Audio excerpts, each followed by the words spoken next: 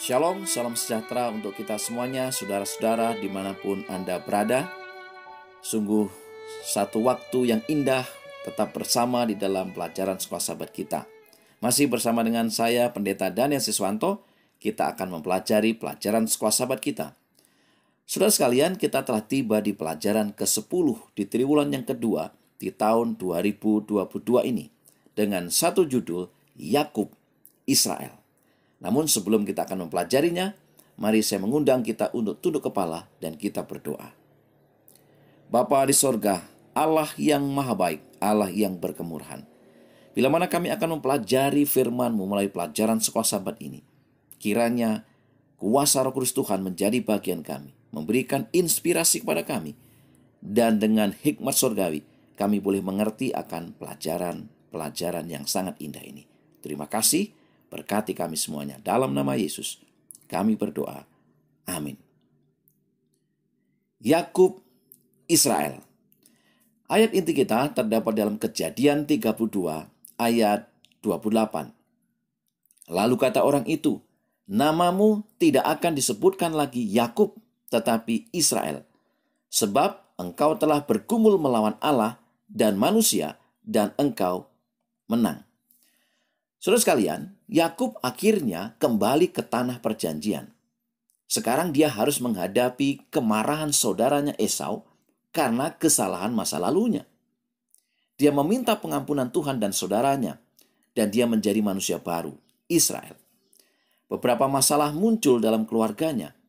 Jadi, dia mendorong mereka untuk meninggalkan semua penyembahan berhala dan memegang perjanjian dengan Tuhan. Mari kita mempelajari pelajaran ini selengkapnya. Di pelajaran hari Minggu dengan judul Bergumul dengan Allah. Setelah meninggalkan rumah Laban, Yakub menghadapi tantangan baru. Berita yang dibawa oleh utusannya adalah bahwa Esau sedang dalam perjalanan menemuinya dengan disertai 400 orang. Mendengar itu, Yakub menjadi sangat takut dan sesak hatinya. Kita dapat mengerti apa yang dirasakan Yakub, mengingat apa yang ia telah lakukan terhadap Esau 20 tahun sebelumnya. Kejadian 32 ayat 6 sampai dengan 16. Namun, Yakub tidak berusaha untuk menyimpang dari jalan menuju ke tanah Kanaan seperti yang diperintahkan Tuhan kepadanya, meskipun ia harus menghadapi Esau dengan pasukannya. Yakub mulai menyusun strategi untuk menghadapi Esau. Strategi apa yang dibuat Yakub untuk menghadapi Esau? Kejadian 32 ayat 7 sampai dengan 21. Yang pertama, ia membagi orang-orang yang bersama dengan dia dan semua ternaknya menjadi 2 pasukan dengan pemikiran, jika pasukan pertama dikalahkan, maka pasukan kedua memiliki kesempatan untuk meluputkan diri. Yang kedua, hal terpenting adalah Yakub berdoa dengan sungguh-sungguh kepada Tuhan, memohon pertolongan Tuhan untuk meluputkannya dari kemarahan Esau. Menarik dalam permohonan Yakub, dia seolah mengingatkan Tuhan akan janjinya. Kejadian 32 ayat 12. Bukankah engkau telah berfirman, tentu aku akan berbuat baik kepadamu dan menjadikan keturunanmu sebagai pasir di laut, yang karena banyaknya tidak dapat dihitung? Yang ketiga, Yakub dalam doanya merendahkan dirinya dan mengakui ketidaklayakannya atas kemurahan Tuhan kepadanya. Kejadian 32 ayat 10. Sekali-kali aku tidak layak untuk menerima segala kasih dan kesetiaan yang engkau tunjukkan kepada hambamu ini, sebab aku membawa hanya tongkatku ini waktu aku menyeberangi sungai Yordan ini, tetapi sekarang telah menjadi 2 pasukan. Yang keempat, Yakub mencoba mendamaikan hati Esau dengan persembahan khusus kepadanya dari kambing, domba, lembu, keledai, unta yang diantar lebih dahulu kepada Esau, sementara Yakub berada di belakang pasukannya. Malam pergumulan bagi Yakub di tepi sungai Tabok telah tiba.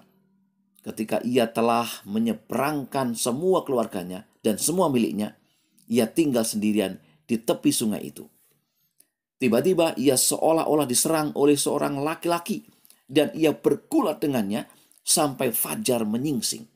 Kejadian 32 ayat 22 sampai dengan 24. Yakub sadar bahwa orang yang dihadapinya bukanlah manusia biasa, tetapi Tuhan sendiri yang datang kepadanya. Karena itu ia berkata, "Aku tidak akan membiarkan engkau pergi jika engkau tidak memberkati aku." Kejadian 32 ayat 26. Permohonan Yakub di sini juga mengungkapkan keinginannya yang kuat untuk mendapatkan pengampunan dan ia memperolehnya. Dalam pergumulannya, Yakub menang. Dosanya diampuni. Hal ini nampak dari nama baru yang Tuhan berikan kepadanya, yaitu Israel. Kejadian 32 ayat 28. Lalu kata orang itu, "Namamu tidak akan disebutkan lagi Yakub, tetapi Israel, sebab engkau telah bergumul melawan Allah dan manusia, dan engkau menang." Saudara sekalian, untuk memulihkan hubungan dengan Tuhan, Yakub sadar bahwa ia harus lebih dahulu memulihkan hubungannya dengan saudaranya, dan ia telah melakukannya. Di pelajaran hari Senin, kakak beradik bertemu. Dari Peniel, yaitu tempat di mana Yakub memiliki pengalaman dengan Tuhan, Yakub mulai mempersiapkan diri untuk bertemu dengan Esau yang sedang datang dengan 400 orang. Dari kejauhan, Yakub telah melihat rombongan Esau, dan dengan dipenuhi kekhawatiran, Yakub mulai mempersiapkan dirinya dan keluarganya untuk apapun yang mungkin terjadi. Kejadian 33 ayat 1 sampai dengan 2. Rombongan pertama telah dikirim mendahului Yakub bersama dengan seluruh persembahan yang hendak diberikan kepada Esau. Sementara rombongan kedua, Yakub memimpin di depan dengan berjalan pincang karena pangkal pahanya dipukul Allah. Sementara di baris belakangnya semua istri dan anak-anaknya. Apa yang dilakukan Yakub saat bertemu Esau dan bagaimana respon Esau?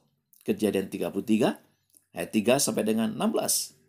Yang pertama, saat melihat Esau dari kejauhan, Yakub sujud sampai ke tanah 7 kali.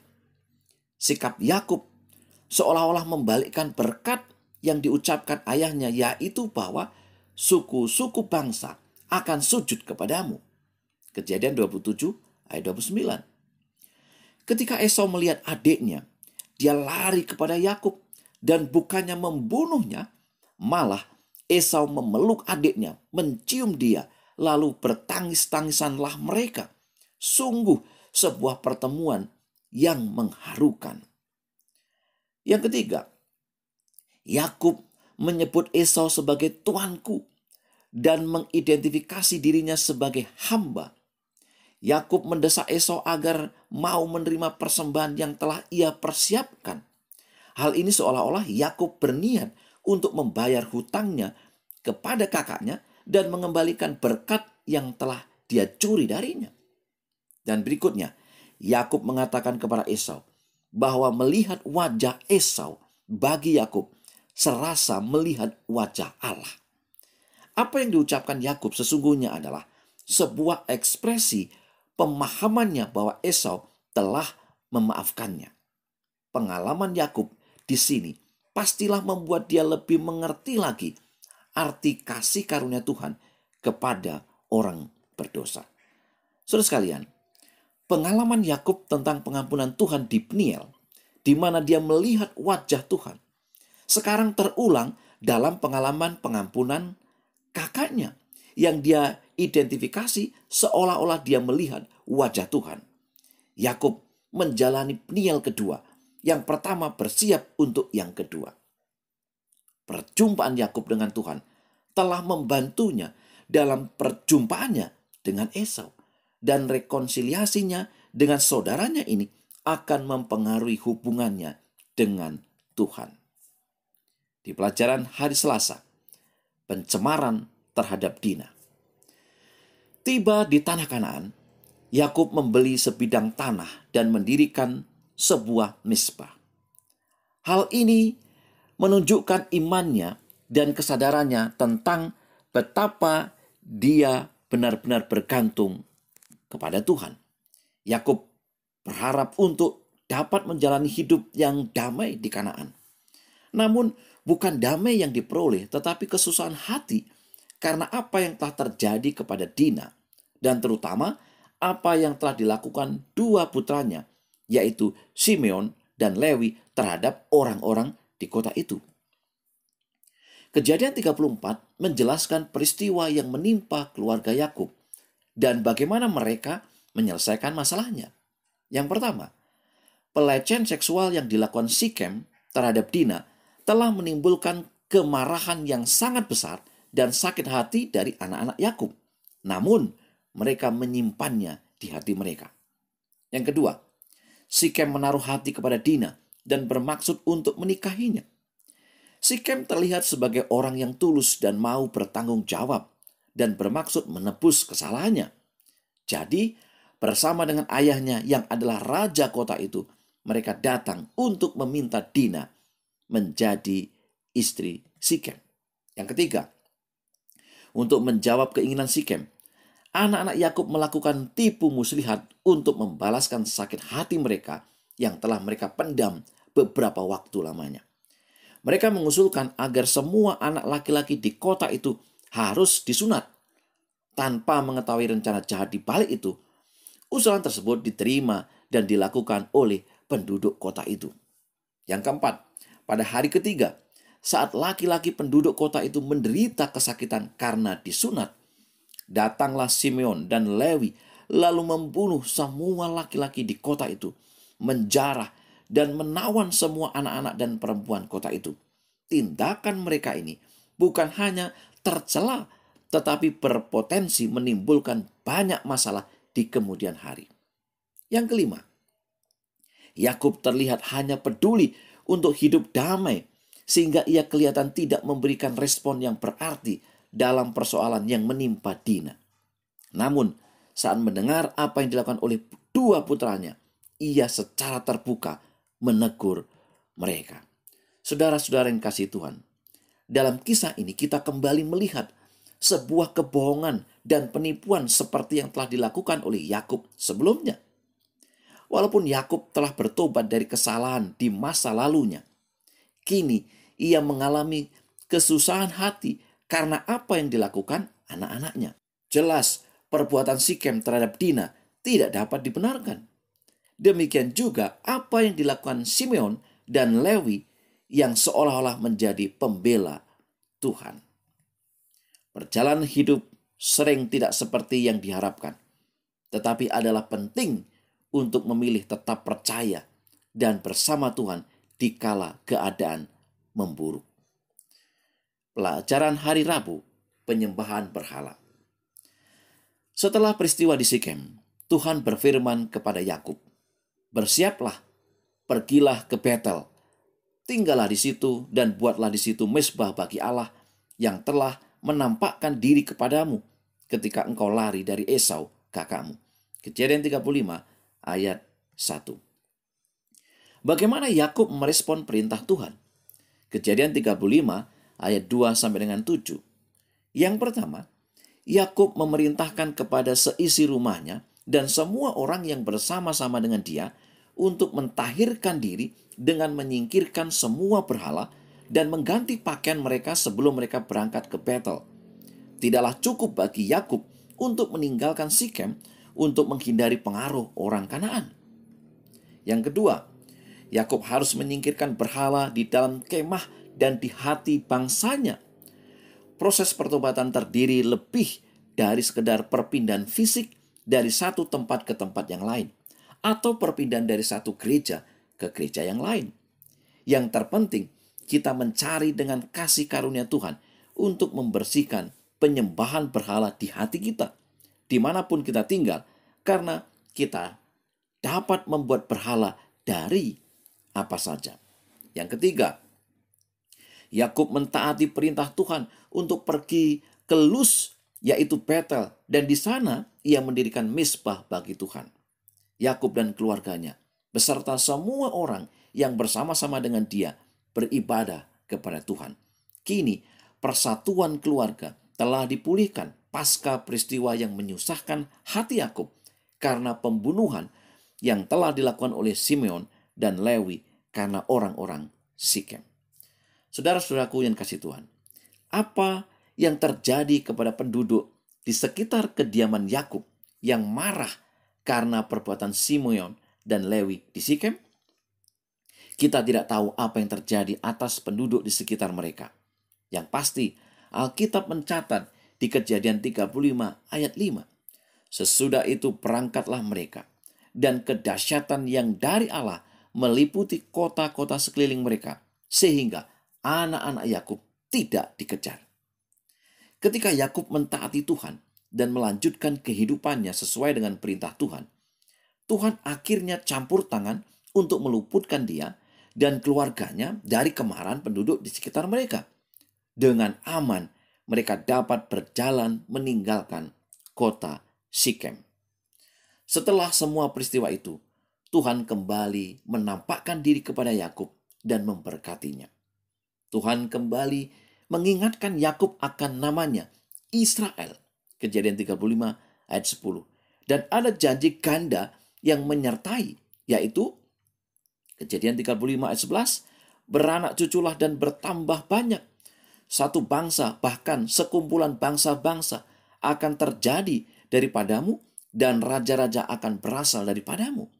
Hal ini juga merujuk kepada keturunan mesianik. Kejadian 35 ayat 12. Dan negeri ini yang telah kuberikan kepada Abraham dan kepada Ishak akan kuberikan kepadamu dan juga kepada keturunanmu. Hal ini juga merujuk kepada tanah perjanjian. Di pelajaran hari Kamis, kematian Rahel. Dalam perjalanan Yakub menuju Hebron untuk menemui ayahnya yaitu Ishak yang tinggal di sana, Rahel bersalin dengan amat sukar sehingga ia menghembuskan nafas terakhir setelah melahirkan putra terakhir yaitu Yakub. Kejadian 35 ayat 16 sampai dengan 20.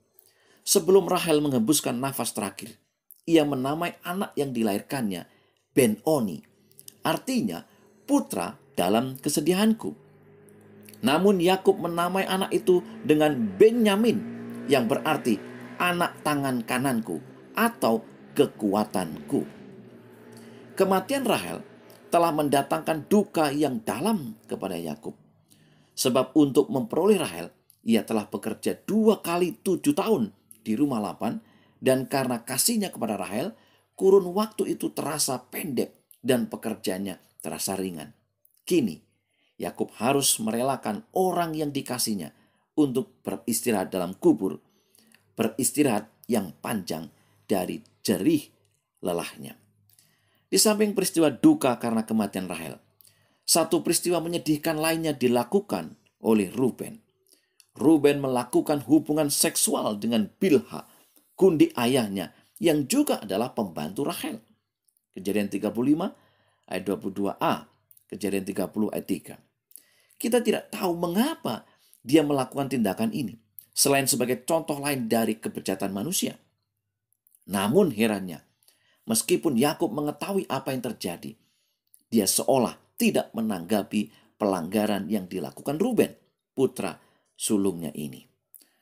Perbuatan jahat Ruben, anak sulung Yakub, telah mengakibatkan dia kehilangan kesempatan-kesempatan serta kehormatan-kehormatan dari keistimewaan hak kesulungan. Hak kesulungan yang sangat dirindukan Yakub, namun diremehkan Esau. Kini Ruben pun yang berhak mewarisi, namun kehilangan hak itu karena nafsunya yang jahat. Saudara sekalian, di balik semua masa kelam dalam kehidupan keluarga Yakub, daftar 12 putra Yakub akan menjadi leluhur Israel. Kejadian 35 ayat 22 sampai dengan 26. Terlepas dari semua masalah, semua disfungsi keluarga, bahkan kejahatan yang nyata, seperti Ruben dengan Bilha, Simeon dan Lewi, kehendak Tuhan akan terpenuhi melalui keluarga ini. Tidak peduli betapa kacau keluarga ini sebenarnya, Tuhan masih mau menggunakan mereka untuk menggenapi janjinya. Sekiranya umat Tuhan mau terus bekerja sama dengan Allah dan terus mentaati firman-Nya, maka akan lebih mudah tercapai kehendak Allah dan lebih sedikit penderitaan yang akan dialami. Saudara-saudara yang dikasihi Tuhan, sebagai kesimpulan pelajaran sekolah sahabat kita, yang pertama, sama seperti Yakub, untuk memulihkan hubungan dengan Tuhan, kita harus lebih dahulu memulihkan hubungan dengan saudara dan sesama. Yang kedua, sama seperti Yakub, pengampunan yang kita dapatkan akan membuat kita lebih mengerti lagi arti kasih karunia Tuhan kepada orang berdosa.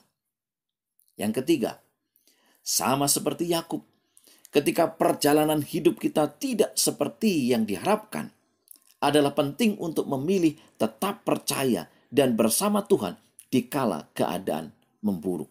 Yang keempat, sama seperti Yakub, ketika kita mentaati Tuhan dan melanjutkan kehidupan sesuai dengan perintah Tuhan, maka Tuhan selalu campur tangan untuk meluputkan kita dari segala masalah. Dan yang kelima, sekiranya umat Tuhan mau terus bekerja sama dengan Allah dan terus mentaati firman-Nya, maka akan lebih mudah tercapai kehendak Allah dan lebih sedikit penderitaan yang akan dialami. Saudara-saudara yang dikasihi Tuhan, itulah pelajaran sekolah sahabat yang bisa saya bagikan pada kesempatan ini. Untuk menutupnya, marilah kita tunduk kepala dan berdoa. Bapa yang di dalam kerajaan surga, kami mengucap syukur untuk setiap berkat, kesempatan, hikmat, dan kuasa Roh Kudus Tuhan. Kami percaya Engkau akan menolong kami mengerti akan pelajaran ini. Melalui kuasa Roh Kudus-Mu, biarlah hikmat-Mu menjadi bagian kami, dan kami memahami akan firman ini. Berkati umat-umat Tuhan dimanapun mereka berada, sehingga pelajaran ini boleh membangun iman kerohanian kami. Kami menjadi umat-umat Tuhan yang siap menantikan kedatangan Yesus yang tidak lama lagi. Terima kasih ya Tuhan, dalam nama Yesus kami berdoa. Amin.